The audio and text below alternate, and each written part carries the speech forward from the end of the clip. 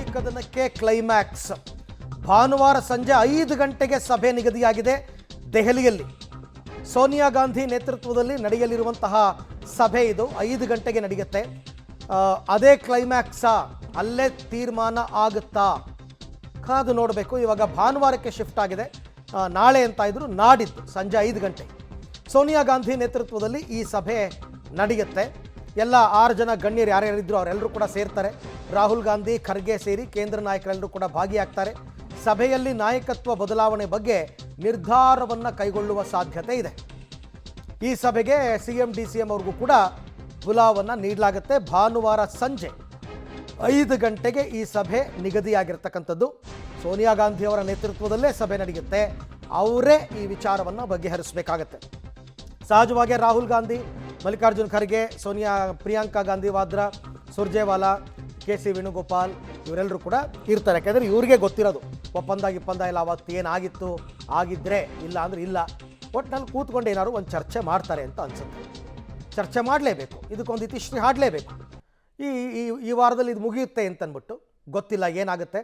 ಅದಾದ ನಂತರ ಸಿದ್ದರಾಮಯ್ಯನವ್ರಿಗೆ ಏನಾದರೂ ಸೂಚನೆ ಹೋಗುತ್ತಾ, ಅಧಿಕಾರ ಬಿಟ್ಕೊಡಿ ಅಂತ, ಅಥವಾ DK ಶಿವಕುಮಾರ್ ಅವ್ರನ್ನ ಸಮಾಧಾನ ಮಾಡ್ತಾರಾ, ಸಿದ್ದರಾಮಯ್ಯನವರೇ ಕಂಟಿನ್ಯೂ ಆಗಲಿ ಅಂತಾರ, ಆಮೇಲೆ ಇವರುಗಳ ಪಟ್ಟೇನು ಎಲ್ಲ ಗೊತ್ತಾಗಬೇಕಿನ್ನು.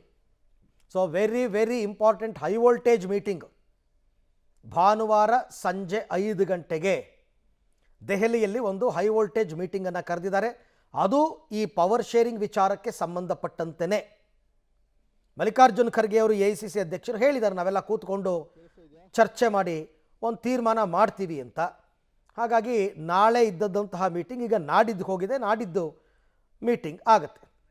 ಈ ಬಗ್ಗೆ ಮತ್ತಷ್ಟು ಮಾಹಿತಿ ನನ್ನ ಕೊಲೀಗ್ ಸುಖೇಶ್ ಅವರಿಂದ ಪಡ್ಕೊಳ್ಳೋಣ. ಸುಖೇಶ್, ಈಗ ಭಾನುವಾರ 5 ಗಂಟೆಗೆ ನಡೆಯುವ ಸಭೆಗೆ ಆಹ್ವಾನಿತರು ಯಾರ್ಯಾರು, ಮತ್ತು ಅವತ್ತೇ ಏನಾದರೂ ಒಂದು ಇತಿಶ್ರೀ ಹಾಡುವ ಸಾಧ್ಯತೆ ಇದೆಯಾ ಈ ಎಲ್ಲ ಗೊಂದಲಗಳಿಗೆ ಅಂತ?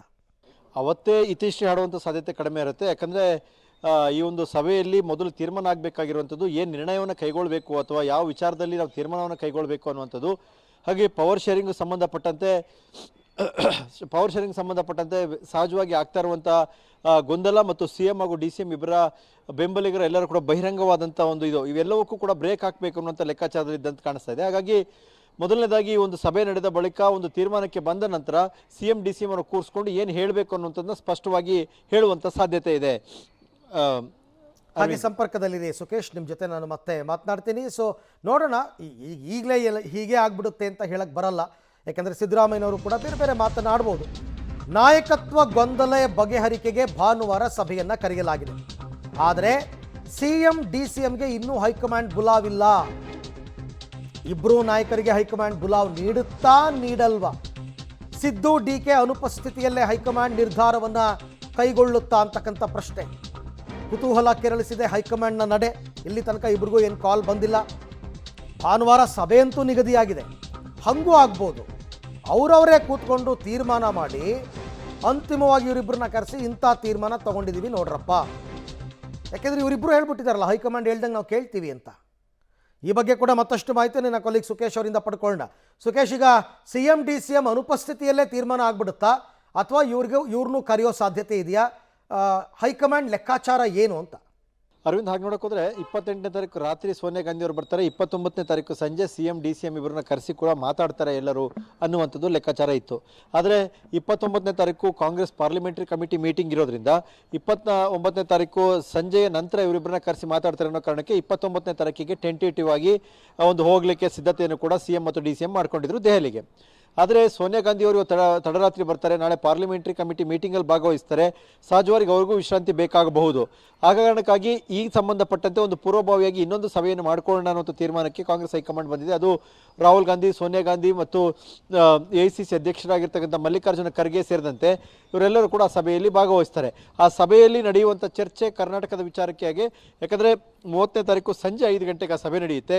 ಆ ಸಭೆಯಲ್ಲಿ ಕರ್ನಾಟಕದ ವಿಚಾರದಲ್ಲಿ ಹೈಕಮಾಂಡ್ ಏನು ತೀರ್ಮಾನ ಕೈಗೊಳ್ಳಬೇಕು ಅಂತ, ಯಾಕಂದ್ರೆ AICC ಅಧ್ಯಕ್ಷರಾಗಿ ಮಲ್ಲಿಕಾರ್ಜುನ ಖರ್ಗೆ ಅವರಿದ್ದಾರೆ ಮತ್ತು ಅವರು ಕರ್ನಾಟಕದವರು ಇರೋದ್ರಿಂದ ಕರ್ನಾಟಕ ರಾಜಕಾರಣ ತುಂಬಾ ಸ್ಪಷ್ಟವಾದ ಚಿತ್ರಣ ಅವರ ಬಳಿ ಇದೆ. ಮತ್ತು ಈಗಾಗಲೇ ಮುಖ್ಯಮಂತ್ರಿಗಳು ಉಪಮುಖ್ಯಮಂತ್ರಿಗಳು ಇಬ್ಬರು ಕೂಡ ತಮ್ಮ ಅಭಿಪ್ರಾಯವನ್ನು ಹೇಳಿದ್ದಾರೆ. ಉಳಿದ ಸಚಿವರು ಶಾಸಕರು ಏನಂತ ಅನ್ನೋದಷ್ಟು ಪ್ರಮುಖ ಆಗಲ್ಲ.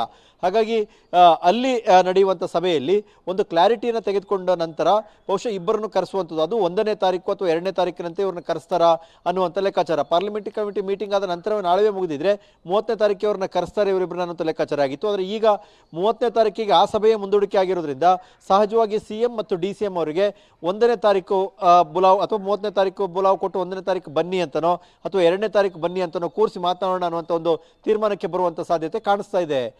ರೈಟ್, ಹಾಗೆ ಸಂಪರ್ಕದಲ್ಲಿರಿ ಸುಖೇಶ್, ಮತ್ತೆ ನಿಮ್ಮ ಜೊತೆ ಮಾತನಾಡ್ತೀನಿ. ಅಂದ್ರೆ ಇನ್ನೂ ಸಭೆಯ ಬಗ್ಗೆನೇ ಕ್ಲಾರಿಟಿ ಇಲ್ಲ.